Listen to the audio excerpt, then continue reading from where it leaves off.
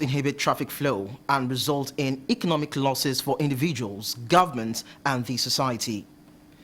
In a bid to put an end to this and ameliorate the plight of commuters and other road users who spend countless productive hours in traffic due to congestions and damaged portions, the Lagos State Governor, Babajide Sanwo-Olu, during the week ordered massive construction work on critical roads and highways across the state. Welcome to the Governor This Week. I am Lekan, Onabanjo.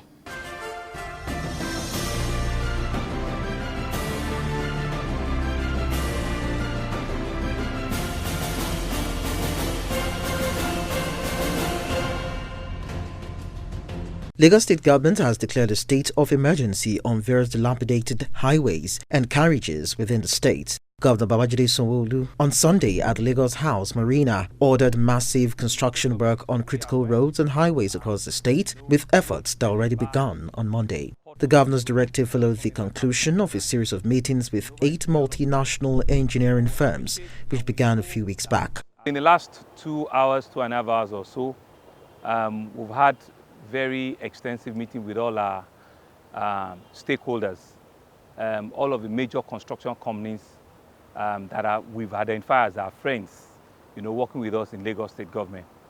First is to express the level of unbearable roads that we have in Lagos. The state government is fully aware, roads getting bad, potholes on the road is not something that happened overnight. It's been over a period of time, but we appreciate and we know that our citizens have been going through a lot of difficult times, very, very difficult moments. And the bad roads have also not been helped with the level of rains we've seen in the last couple of months. Yesterday and the day before have been, a lot of volume of rain we've seen at this part of the world. And it's also not unexpected, given that the meteorologists have also warned us. But be that as it may, for us as a government, we need to rise up and face the challenge once and for all. And so what have we done? Beyond the various palliatives that we've been embarking on in the last 2 to 3 months, in which we've done over 200 various palliatives in various part of the state. We had made promises to say that once the rain subsides, right, that we'll start and we'll begin extensive road rehabilitation and road infrastructure network. So with us this afternoon, we've had meetings with various companies, including Messrs. Julius Baja. We've had meetings with high-tech construction company. We've had meetings with Arab contractors. We've had meetings with Metropolitan Construction. We've held meeting with Slavogu Construction. We've had meeting with CCCC Construction. We've had meeting with RCF Construction. And we've also had meeting with Rajav Foundation Construction Nigeria. Right? These are all various construction companies that have earned their space. These are all first-class construction companies, not only in Lagos, but in the country. And so what had come out from our discussion is that all of them have been given brief, major reconstruction, and some palliative work would start immediately in various parts of the state, both on the island, in Ikoyi, Victoria Island, some part of Lekki, also moving to Ikeja, moving to Ikorodu, moving to the GRA, Koshofe, and all nooks and crannies, of Lagos State. And they've all been given the direct mandate, from tomorrow, next tomorrow, they will start mobilizing to their various points, just so that first we give our people immediate relief, so that there can be free flow of movement of people here and there. The major one will be even the Ojota major reconstruction that we need to do, also in that highway. So they will first give our people relief, but more importantly is to start the major reconstruction on all the roads that have been identified as phase 1. We've also mentioned that even beyond that, the Public Works Corporation also has mandate to start rehabilitation of 106 roads, 116 roads, and also in various parts of the state.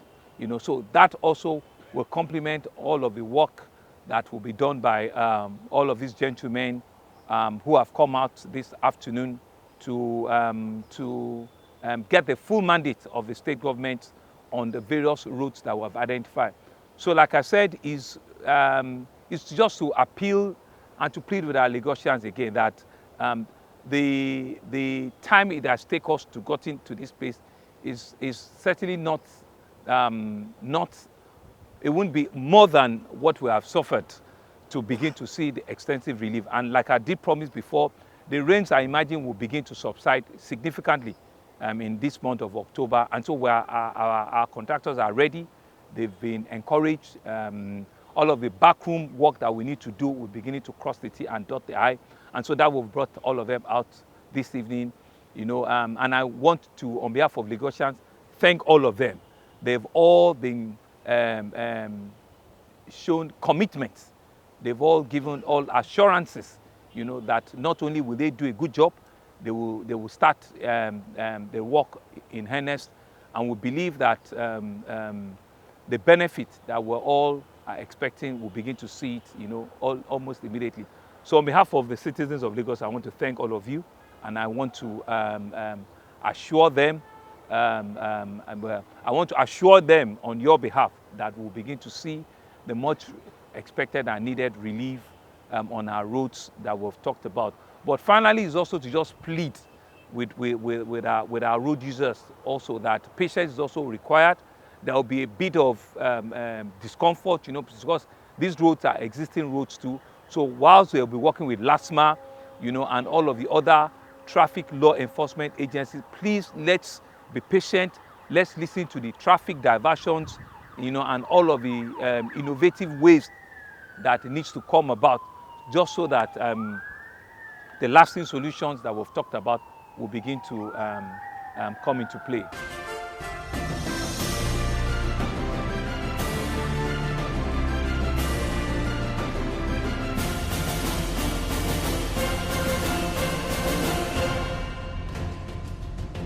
Residents of Ijegun area of Lagos State will now be relieved of the hardship they experience over the activities of oil tank farms and mega depot belonging to the Nigerian National Petroleum Corporation. At a meeting with Governor Babajide Sanwo-Olu in Alausa, the leadership of the Ijegun Tank Farm Owners and Operators Association requested the approval of the state government to reconstruct and dualize the road leading to the tank farm base in Ijegun. Lagos State Government and the association agreed to work together in the regeneration of infrastructure in the area.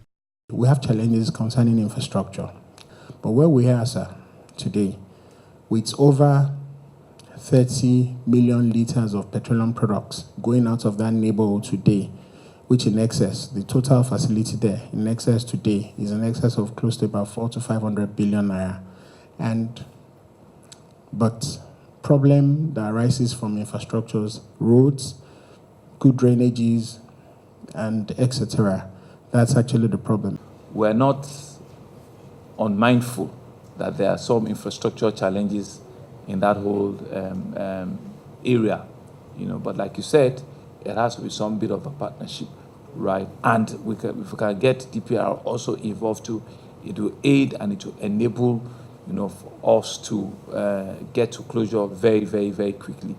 So we will sit back and we will give instructions, and we will jointly also review what we need to do.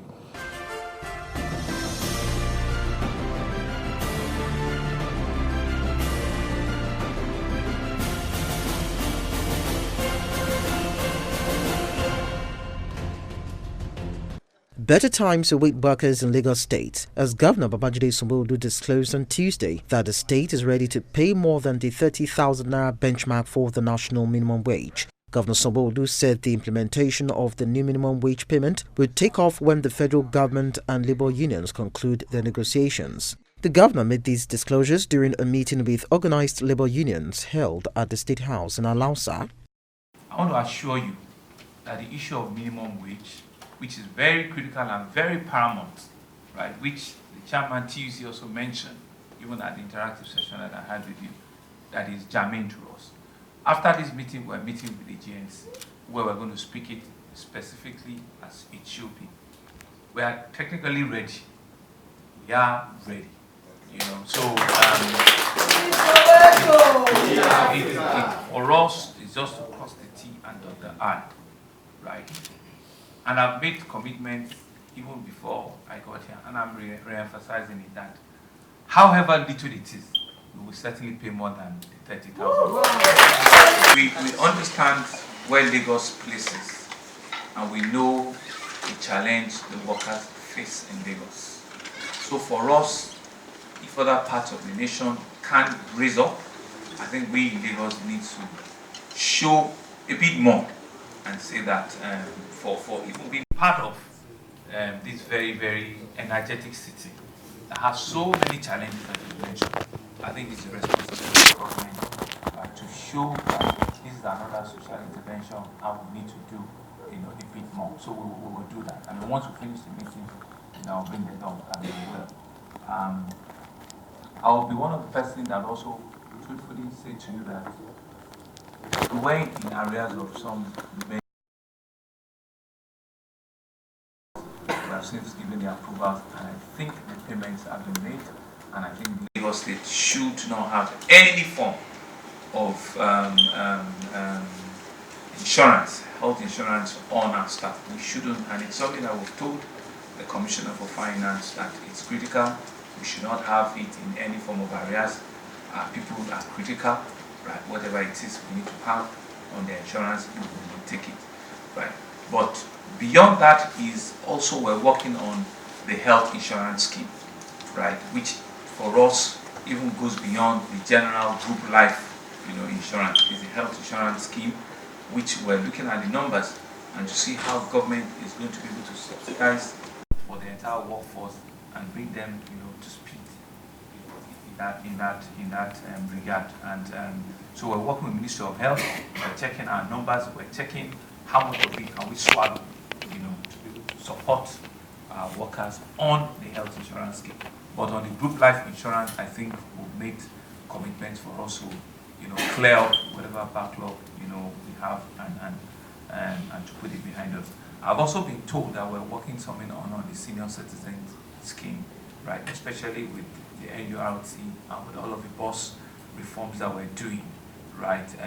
She just explained to me that they met, with our civic engagement and with one or two other agencies that deal with youth development, that deal with abundance of elderly and aged people, and to just see how are we going to do it. I know we currently do give free malaria treatment in a lot of the government hospitals here. I think that exercise it's still on. I will need to confirm, but more importantly is to have, a social intervention scheme, for the senior citizens, and I think it's something that is appropriate.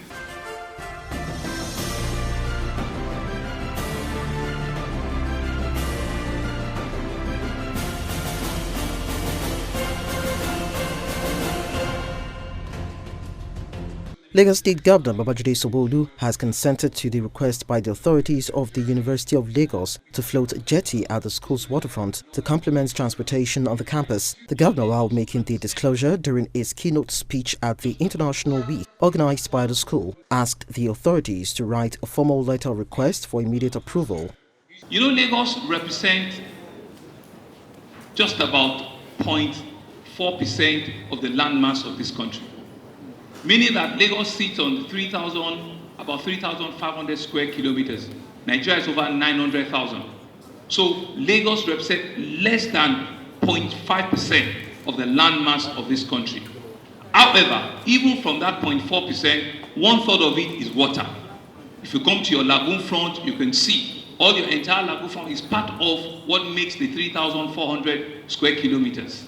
So 1/3 of that population, which is 0.4% of the total landmass of the country, of which 1/3 of it is water, harbors over 10% of the population. Harbors over 10% of the population. So if the population of Nigeria is 200 million, like we said, Lagos has over 20 million of it. It's the largest black city in the whole world. And it sits around a place where we cannot push out because I cannot come and say that I want to build on the lagoon front. 1/3 of it is water, so there is restriction. The average vehicular movement in the country is 11 kilometers per 11 vehicles per kilometer. In Lagos, it's 223 or 222 per kilometer. So you can look at it and look at the national average. And look at the density per square meter national, and look at the density per square meter of Lagos. And you can begin to see the challenge of the narrative they call Lagos for you. You are in an academic environment, so you begin to make it a course of study for you. And that's why I'm so impressed that, all the... And we can talk about it. So, to listen and to watch the strength and how we've stretched the city is to confirm to you that in truth, there will be traffic. That in truth, there will be housing challenge. In truth, we have over metric tons of waste that is generated by day. That in truth, the energy need to sustain and to keep this city is much, much more than five states in the country put together. The number of public schools in Lagos, not to talk of the private schools, is more than the total number of schools in Ghana. No, it's important for us to understand how we're going to convert those challenges into opportunity. Begin to talk about the solutions that is being brought about here. Whilst I don't have the prettiest job in the world right now, I'm excited because I can see solutions coming out from all of you. On urban transportation, one of the things we said that how can we ensure that we're not moving ourselves only on the road? Can we use the waterways? Can we finish the rail project we're doing? I just gave a verbal approval to your Vice Chancellor now that you now want a jetty. Bring the approval, you will get a jetty.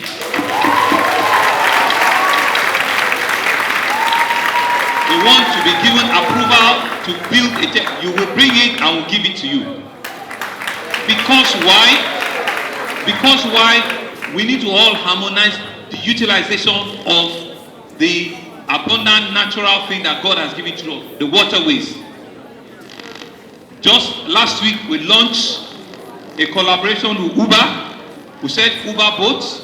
We're also launching another one before the end of the year called the Lake Ferry, just so that we can move people from the road and use the waterways to move them as well. So the plan must be integrated. Somebody asked about the question from Dr. Lancy. Are we going to finish the rail? We are going to finish the rail. You will see rail, you will see trains on the rail. We are going to. But you know the challenge? Lagos State is the only sub-national anywhere that has shown that started a rail project by itself. And let me explain what I mean.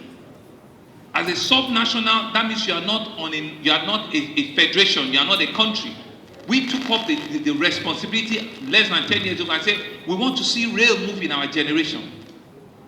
We lost the opportunity about 30, 35 years ago. And so as a sub-national, from our little balance sheet, that's how we've been funding it. And the blue line is we're going to finish it. And after that, we'll do the rail. And like I said, we're also going to be advertising for other players, for other PPP to come and do the others for us. So we want to have people move on the road. We want to have people move on water because we have it. And we're also planning to have people move on the rail as well. So that we'll have a complete integrated mass urban transportation system. That's the kind of the minimum thing that a mega city of Lagos requires. There's a lot of traffic and junction improvements that we're going to be signing out in the next 1 month. There are about 60 of them. And you see a lot of traffic gridlocks on our roads. It's all because sometimes people are not patient. It's all because people also don't have respect for other road users. We can go on and on and on because it's something I'm also very passionate about. And we cannot afford to lose the city. We cannot afford to close our eyes and not do anything. We can't. We need to take charge of it. We need to hold it. We need to work with everybody to ensure, especially the audience in this room, to ensure that that future city that we are all looking forward to, that we're all calling a Lagos, that is still sustainable, that is still livable, that is still there for us. You can see the effect of the rain 3-4 days ago. It was as if the whole city was going underwater. And there's nothing we can do because the rains will come down. It's not within our control. That we're beside the waterways is not within our control. But the drainages are within our control. Proper living is within our control. Ensuring that we don't throw anything to drain is within our control. So we're going to make sure that we have road sharing. We are going to have a list of to-do lists. You, as our very humble and very resourceful citizens, are also going to have a list of to-do lists. Because we're going to be this as partnership. And these are some of the things we need to do to ensure that we keep Lagos safe and secure for all of us. I want to thank the organizers. I want to thank you for inviting me here. I can assure you this is not my last time. I'm going to continue to come and to check on them. If it's not working well, call Dr. Larson. I know her. She's on my list for Resilient City. I am going to be using them. Talk is cheap. We are not going to allow you to talk alone. You have to roll up and come and do it. Professor Lubi, talk is cheap. We are not going to allow you to talk alone. You are going to get involved. All of you are going to get involved. And we're going to fix this place. Thank you very much. Thank you.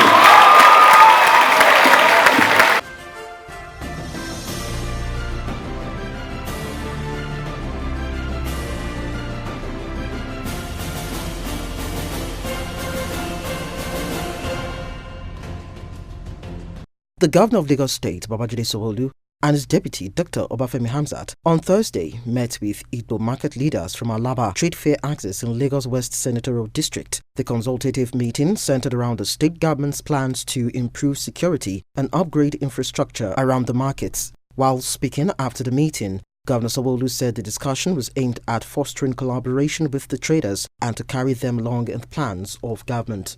We all have roles to play. There are infrastructural challenges all around the market, into the market, before the market, that we are going to take up, and we're going to do designs around improving the economy around the market. We appreciate that. We'll understand that once those infrastructure are in place, not only will businesses flourish, employment will also be created very well. We'll also agree that we'll also complement those infrastructure with things around fire station, clinic, general hospital, and everything that will make life a lot bearable and improve commerce all around this area. We'll also discuss things around security and ensuring that everything in and out of where these markets are, that government help with the security of life and property, to also ensure that the menace of Okada riders all around that place is also stern, and more importantly, is also to ensure that the work that is going on around Lagos-Badagry Expressway is well coordinated, so that they have relief at various times, of the day, even while the construction is going on.